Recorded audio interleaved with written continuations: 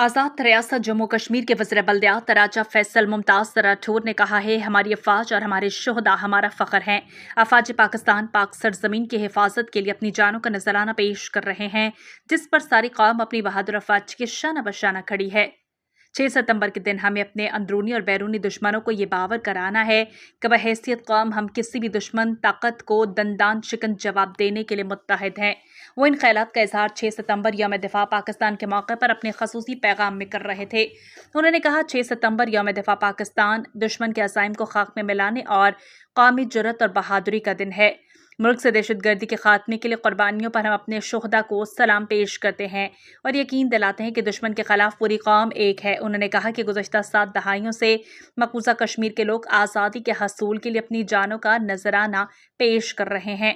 मुल्क में इंतहा पसंदी और दहशतगर्दी के चैलेंजेस का मुकाबला करने के लिए 6 सितंबर के जज्बे को बरकरार रखने की पहले से ज्यादा ज़रूरत है।